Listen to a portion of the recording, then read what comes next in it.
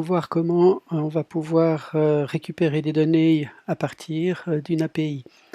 Alors, j'ai ici mon application, toujours la même, page d'accueil, liste de produits avec page de détail. On navigue à travers ces quelques pages et les données qu'on a pour l'instant sont des données qui sont hard-codées, donc avec tous les images qui sont incluses en base 64.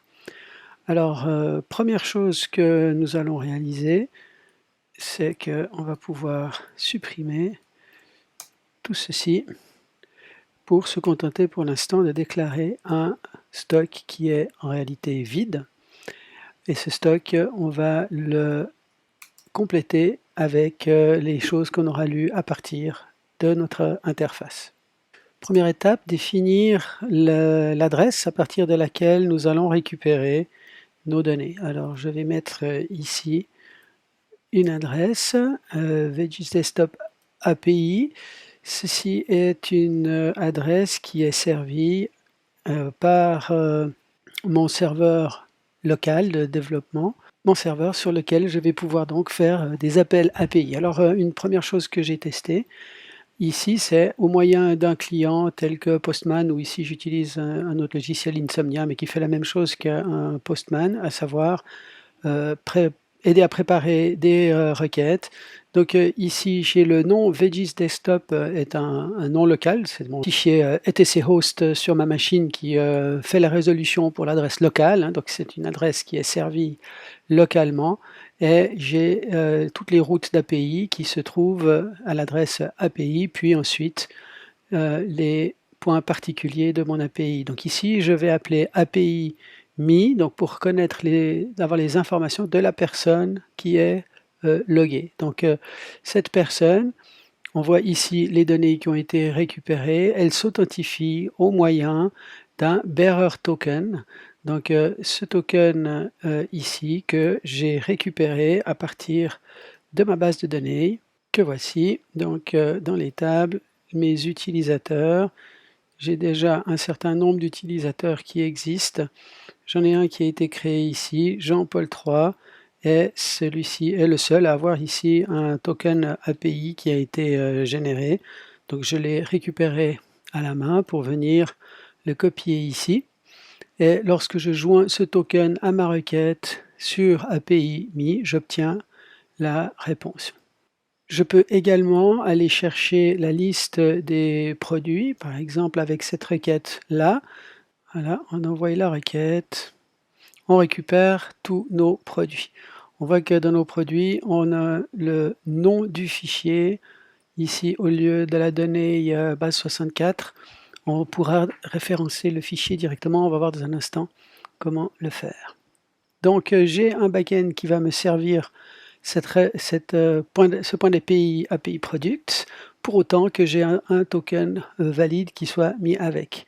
L'étape suivante va consister à créer dans ma classe Data Provider un point d'entrée, un point d'appel pour demander le chargement à partir de l'API.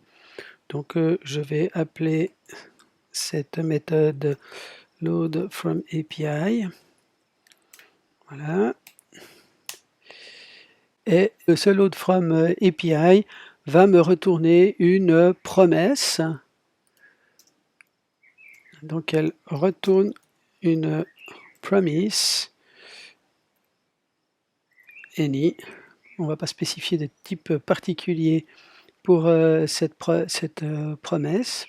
Et pour pouvoir effectuer notre travail, il va falloir que l'on envoie une requête HTTP naturellement. Donc pour cela, on va avoir besoin d'une nouvelle aide d'Angular sous la forme d'un HTTP client.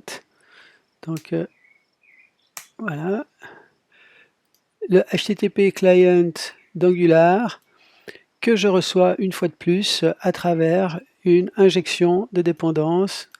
Donc j'ai un attribut ici HTTP qui sera mon objet me permettant de faire des requêtes HTTP. Donc on va directement retourner une promesse.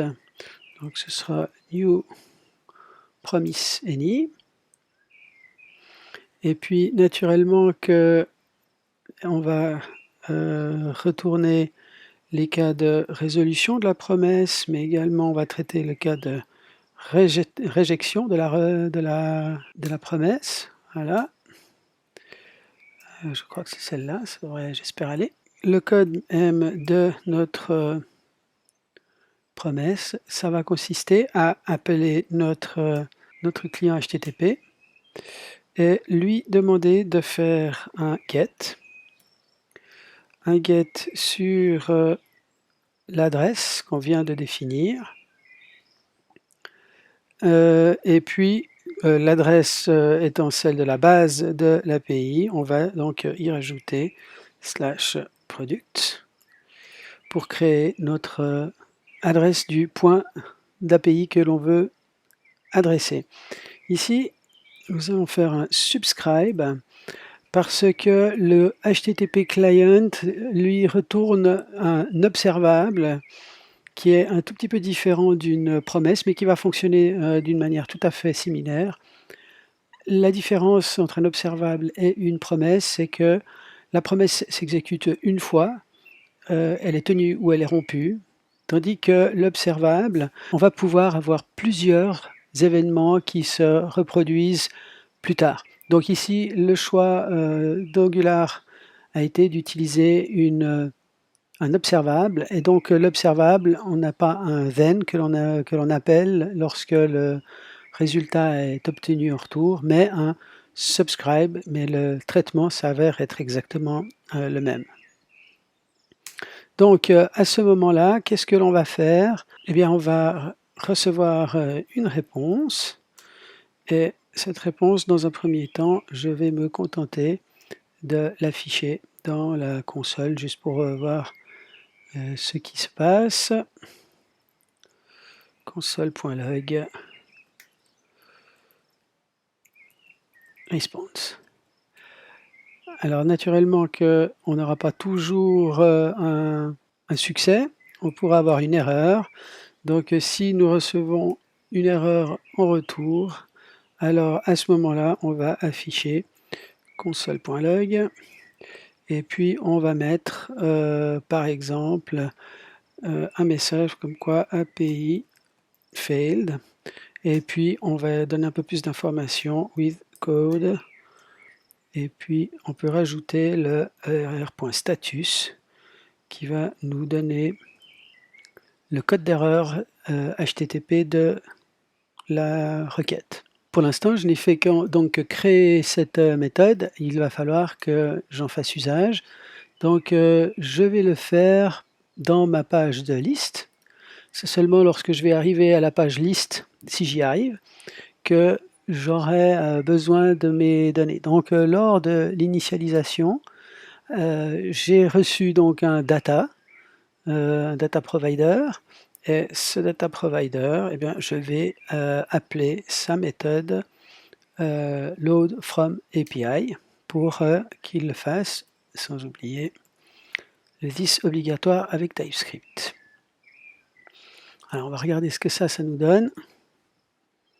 Je vais avoir besoin de ma console. Je vais la nettoyer pour que ce soit propre. J'appelle, et là j'ai de nouveau mon erreur static injector. Ici on voit le message no provider for HTTP client. Alors mon erreur provient ici du fait que je n'ai pas listé dans mes modules le HTTP client. J'ai essayé de l'utiliser directement ici dans ma page data, de mon data provider, mais il fallait que je le référence également. Alors ici, je vais mettre un HTTP client qui sera un provider, je vais le prendre de Angular. Et ici, une deuxième chose que je dois faire, c'est ajouter également ici un HTTP client module. Le module qui s'occupe de ces requêtes doit également être référencé au niveau des imports de modules. Ici, redémarrer la page, revenir sur la page, je pense ne suffira normalement pas.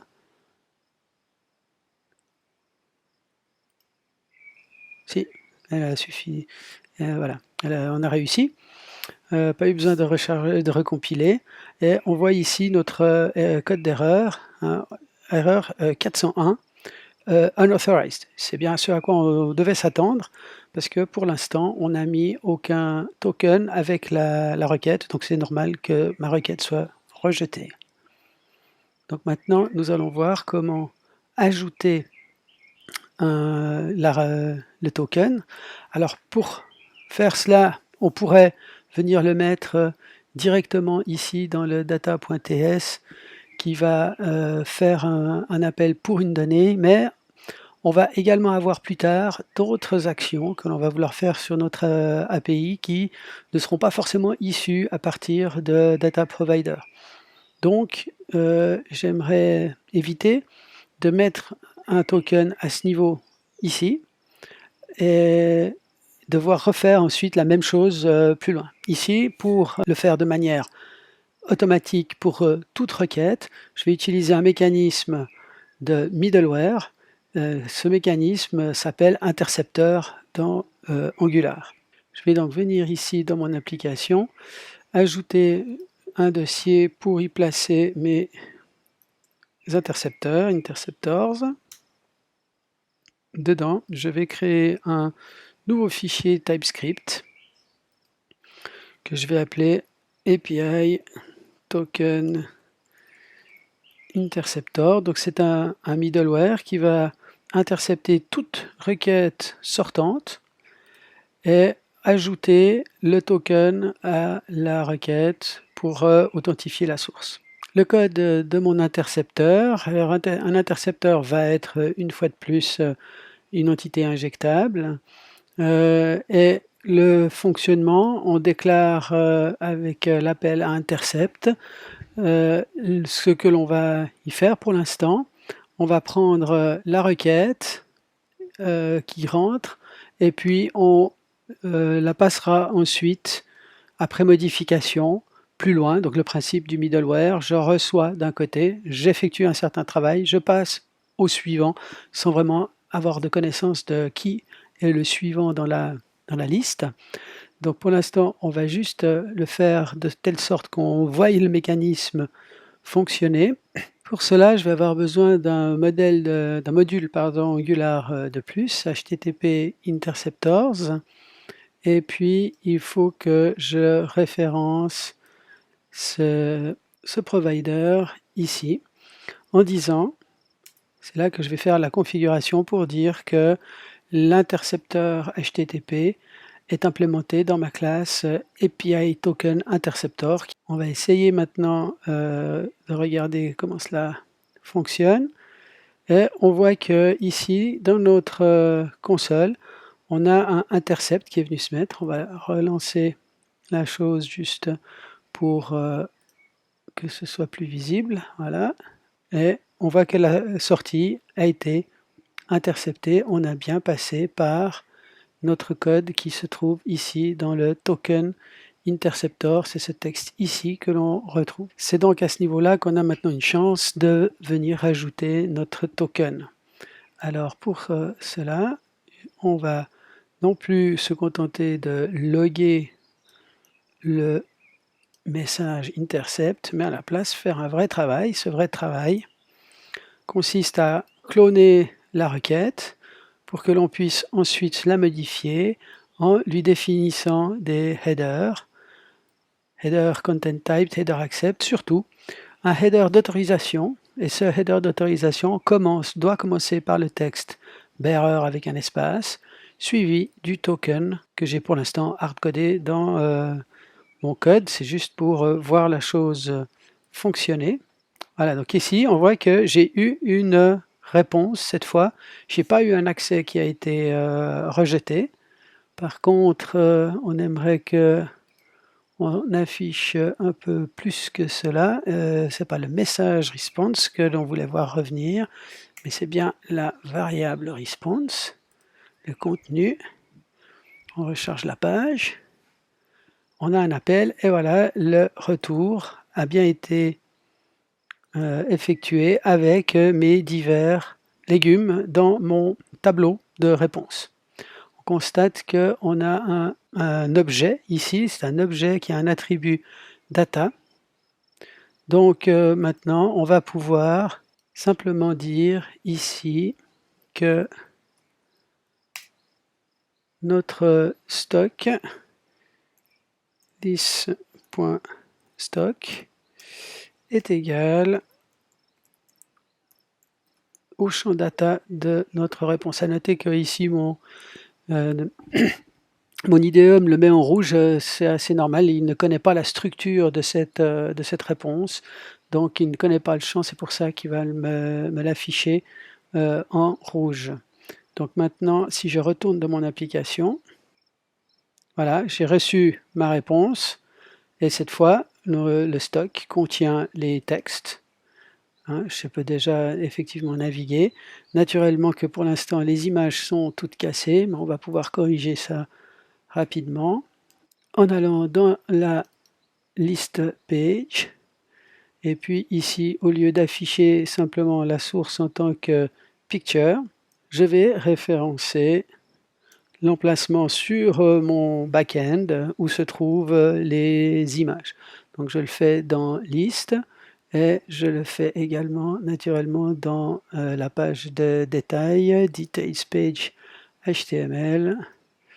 Et ici, hop, on va rajouter notre préfixe.